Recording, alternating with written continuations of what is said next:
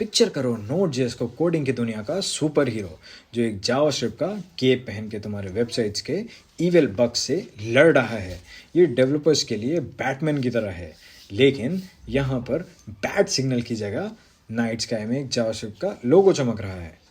नोड.जेएस वो कूल दोस्त है जो कोडिंग पार्टी में सिर्फ पिज़्ज़ा नहीं लाता, बल्कि तुम्हें वेबसाइट्स बनाने में मदद करता है जो एक साथ 1000 लोगों को हैंडल कर सके। ये हैरी पॉटर की वो जादुई छड़ी है जो तुम्हारे कोड को एक चीता से भी तेज बना देता है। और फिर है NPM, वो जादुई जिन जो तुम्हारे कोडिंग के ख्वाब को पूरा करता है। लाइब्रेरी चाहिए, NPM के पास है। अपनी वेबसाइट्स में कुछ कूल फीचर्स ऐड करना है, NPM ने वो भी कवर कर लिया है। ये वो पर्सनल कोडिंग असिस्टेंट है जो कहता है तुम्हारा इरादा मेरी कमांड है।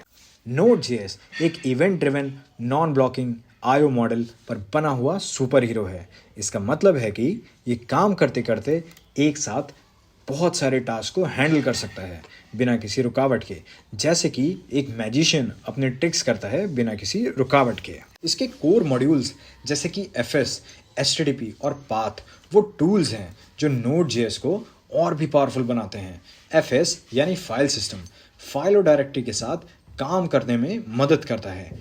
HTTP सर्वर बनाने में HTTP मॉड्यूल काम आता है और पाथ मॉड्यूल फाइल पाथ को हैंडल करने में यूज़फुल है।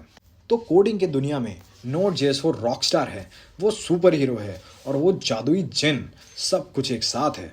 ये कोडिंग को एक पार्टी में बदल देता है और कौन नहीं चाहेगा ऐसे प्रोग्रामिंग की ऑसम दोस्ती। तो नमस्ते दोस्तों, एक बार फिर से स्वागत है आपका हमारे YouTube चैनल में।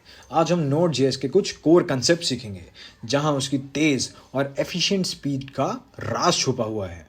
इस वीडियो में हम एक्सप्लोर करेंगे event driven non blocking IO model को जो नोड.जेएस को अलग बनाता है, और उसके कोर मॉड्यूल्स जैसे कि FS, HTTP और पाथ को भी समझेंगे जो इस मैजिक को पॉसिबल बनाते हैं। कभी सोचा है कि वो वेबसाइट्स जो लाइटनिंग स्पीड में चलती हैं जैसे कि नेटफ्लिक्स या लिंक्डइन, उनके पीछे का राज क्या है?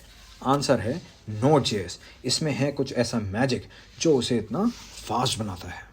सबसे पहले समझो इवेंट ड्रिवन क्या होता है।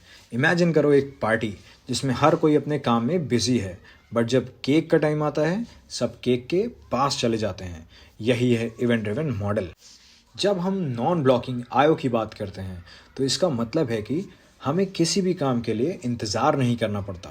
जैसे कि अगर हम केक के लिए लाइन में खड़े हैं लेकिन हमें और भी काम करने हैं तो हम कभी भी उस लाइन से बाहर जा सकते हैं बिना केक के लिए इंतज़ार किए। भाई, अगर तुम पार्टी में सिर्फ केक का वेट करते रहोगे तो बाकी लोग नाचेंगे कैसे? अच्छा, हमको सिखा रिया है। ये तो बिल्कुल वैसा ही है जैसे नोड.जेएस जो हर एक काम को स्मूथली हैंडल करता है और इंतज़ार में नहीं फंसने देता। ऐसी टेक में है दम जो केक के अलावा भी कमाल कर देते हैं। अब आते हैं नोड.जेएस के कोर मॉड्यूल्स पे। इनसे बिना कुछ किए हम कुछ भी नहीं कर सकते। तू समझा? हाँ। नहीं, तू समझा नहीं। FS यानी फाइल सिस्टम नोड.जेएस का एक कोर मॉड्यूल है जो हमारे प्रोग्राम्स में फाइल के साथ इंटरैक्शन करने में मदद करता है। इसमें कई फंक्शंस होते हैं जैसे रीड, राइट और डिलीट जो हमारे फाइल्स के साथ अलग अलग ऑपरेशंस को एग्जीक्यूट करने में हेल्प करते हैं। जैसे हम अपने क्रश के लिए एक अलग फोल्डर बना के रखते हैं जिसमें उनके लिए कुछ खास रखा होता है, वैसे ही FS मॉड्यूल हमारे कोड के लिए फाइल्स के साथ जुड़ी अलग फंक्शनैलिटीज़ प्रोवाइड करता है। इसका इस्तेमाल करके हम अपने प्रोग्राम्स में डेटा को मैनेज और मैनिपुलेट कर सकते हैं। यानी कि FS नोड.जेएस का वही मॉड्यूल है जो हमारे फाइल्स के साथ दोस्ती करके हमारे कोड को और भी पावरफुल बनाता है। चलिए अब देखते हैं HTTP जो हमारे नोड.जेएस एप्लीकेशंस के लिए एक वाइटल रोल प्ले करता है। जैसे कि चाय हमारे दिन की शुरुआत होती है, वैसे ही HTTP के बिना हमारे इंटरनेट बेस्ड एप्लीकेशन का कोई सेंस नहीं बनता। इस HTTP मॉड्यूल की मदद से हम अपने नोड.जेएस सर्वर को क्रिएट कर सकते हैं जो इंटरनेट पर चलने वाले रिक्वेस्ट को हैंडल करता है। ये मॉड्यूल हमारे कोड को इनेबल करता है ताकि हम अपने एप्लीकेशन को वेब ब्राउज़र्स, मोबाइल ऐप्स या किसी और क्लाइंट के साथ कनेक्ट कर सकें। जब कोई यूज़र अपने ब्राउज़र में कुछ इनपुट करता है या किसी वेब पेज को एक्सेस करता है, HTTP मॉड्यूल उस रिक्वेस्ट को हैंडल करता है और उसके करस्पॉन्डिंग रिस्पॉन्स को जनरेट करता है। इस तरह से HTTP Node.js के लिए एक एसेंशियल टूल है जो हमारे एप्लीकेशंस को इंटरनेट पर चलने में मदद करता है। बिना इसके Node.js के एप्लीकेशंस को यूज़र के साथ कनेक्ट करना मुश्किल हो जाता और इंटरनेट का मज़ा कुछ कम ही आता। अब बात करते हैं पाथ मॉड्यूल की। इसका काम है हमें गाइड करना, भाई ये फाइल कहाँ है। जैसा कि हमारे दोस्त हमें सही रास्ते पर लेकर चलते हैं, वैसे ही पाथ मॉड्यूल हमें सही फाइल तक पहुंचाने में मदद करता है। पाथ मॉड्यूल का इस्तेमाल हमारे फाइल सिस्टम में नेविगेट करने में होता है। जब हमें किसी फाइल या फोल्डर की एग्जैक्ट लोकेशन चाहिए होती है तो पाथ मॉड्यूल उस इंफॉर्मेशन को प्रोवाइड करता है। इससे हम इजीली डिटरमाइन कर सकते हैं कि कौन सा फोल्डर किस फोल्डर के अंदर है और कैसे हम अपने फाइल्स को फाइंड कर सकते हैं।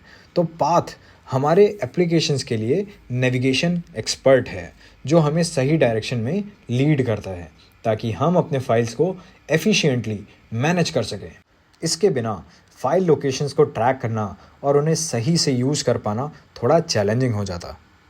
तो अब चलो एक मस्त एग्जांपल लेके समझते हैं। मान लो हमें एक फ़ाइल रीड करनी है जो कि हमारे कंप्यूटर में एक पर्टिकुलर पाथ पे स्टोर्ड है। हमने सोचा क्यों ना एक जोक वाला फाइल रीड करें। तो उसके लिए सबसे पहले हम चलते हैं अपने VS कोड पे। ये सारा कोड जो हमने लास्ट वीडियो में लिख रखा था उसको हम फ़िलहाल के लिए कमेंट आउट करेंगे और नीचे चलेंगे और लिखेंगे पहली लाइन, देखिए const fs equal to require fs। यहाँ पे जो fs मॉड्यूल है उसको हम अपने फाइल के अंदर इंपोर्ट कर रहे हैं, ठीक है। और फिर हमें क्या करना है, हमें पाथ मॉड्यूल को इंपोर्ट करना है। const path is equal to require path, ठीक है। अब उसके बाद हमें अपने फाइल की लोकेशन देनी है। तो हम अपनी फ़ाइल रखना चाहते हैं, फॉर एग्ज़ाम्पल ये मेरा डॉक्यूमेंट्स नाम का फ़ोल्डर है जो कि इस पर्टिकुलर पाथ पे है। तो यहाँ पे मैं एक फ़ाइल बनाऊँगा, टेक्स्ट फाइल, जिसका नाम होगा जोक्स, ठीक है। तो अब यहाँ पे चलते हैं अपने VS कोड के अंदर और लिखते हैं const file path is equal to, हमारी कौन सी ड्राइव थी, हमारी ड्राइव थी C /users, और क्या था, C के अंदर था users Acer one drive documents, ठीक है। तो यूज़र्स एसर कैपिटल में था, वन ड्राइव और डॉक्यूमेंट्स, ठीक है। उसके अंदर हमारी जो फाइल थी वो थी jokes.txt, ठीक है, ये हमारी फाइल थी। अब ये जो पाथ है ये हमारा है एब्सोल्यूट पाथ, ठीक है। दो तरह के पाथ होते हैं, हमारा होता है एब्सोल्यूट पाथ और रिलेटिव पाथ, ठीक है।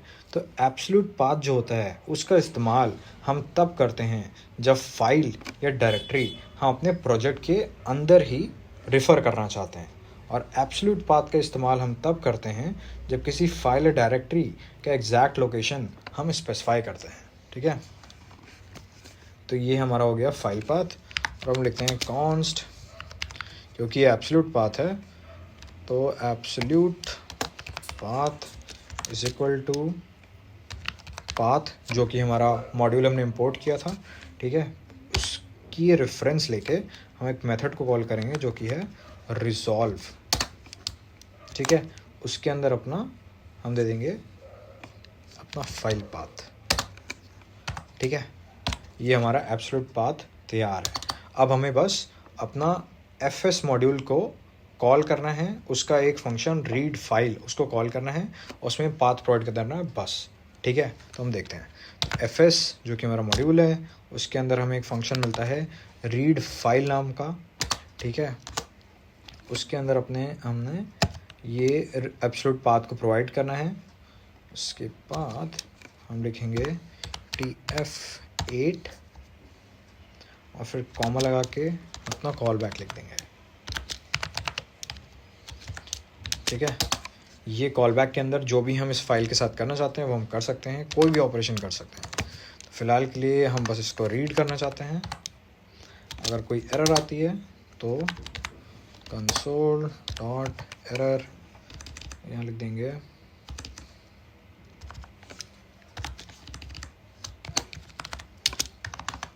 एरर रीडिंग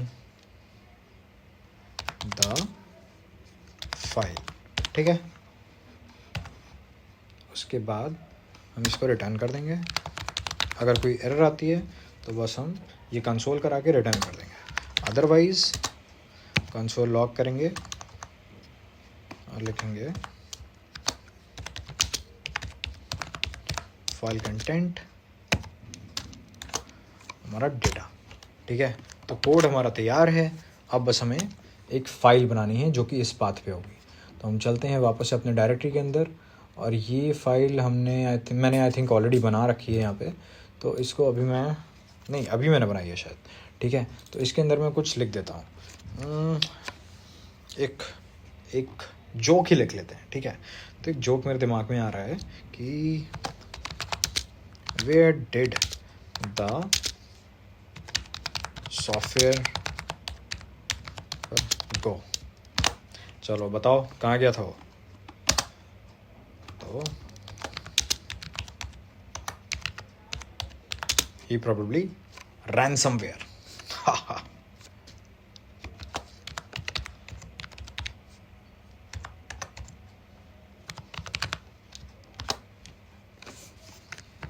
चलो हम इसको देखते हैं ये हमारा रीड कर पाया है कि नहीं।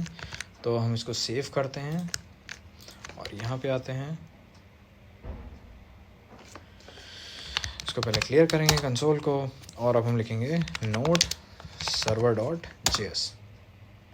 तो ये हमारा फाइल का कंटेंट है जो कि आ चुका है, जो भी हमने लिखा था, ठीक है। अब एग्जैक्टली इसी को हम रिलेटिव पाथ के थ्रू देखना चाहते हैं कि वो कैसे होता है।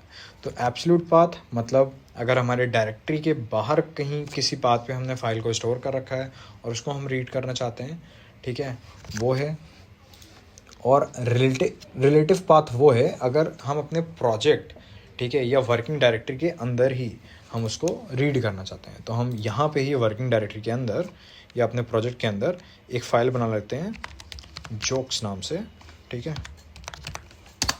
और इसी का कंटेंट हम कर लेते हैं, नहीं उसको अलग कंटेंट देते हैं ताकि ये डिफ्रेंशिएट हो सके, ठीक है। This is a joke file, ठीक है। सेव करके इसको बंद कर देंगे और फिर हम चलेंगे अपने एब्सोल्यूट पाथ के अंदर। तो इसको हम कर देंगे कमेंट क्यों नहीं हो रहा है। यहाँ पे हम लिखेंगे const relative path equal to dot slash jokes dot txt, ठीक है। अब इसको हम पास कर देंगे अपने रीड फाइल फंक्शन के अंदर, जो कि fs मॉड्यूल का एक पार्ट है। तो अब फिर से हम करेंगे पहले क्लियर और अब हम करेंगे रीड। तो नोड सर्वर अपने सर्वर को रन करेंगे या अपने फाइल को रन करेंगे। तो हमारा ये आ चुका है file content, this is a joke file, ठीक है।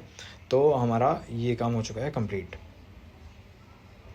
और अब हमारे कोडिंग के विजार्ड्स आते हैं जो कि है एक्सप्रेस, जो हमने ऑलरेडी प्रीवियस वाले वीडियो में कवर कर रखा है। ये अपने स्पेल्स के ज़रिए हमारे कोड को मैजिकल बनाता है, ठीक है। तो उसका वीडियो मैं ऑलरेडी बना चुका हूँ, तो आप आई बटन पर क्लिक करके उसे भी देख सकते हैं। तो दोस्तों आज हमने सीखा इवेंट ड्रिवन मॉडल क्या होता है और Node.js के कोर मॉड्यूल्स, और ये कैसे हमारे काम को सुपर फास्ट बनाता है। इवेंट ड्रिवन मॉडल और कोर मॉड्यूल्स ने हमारे काम को आसान बना दिया है।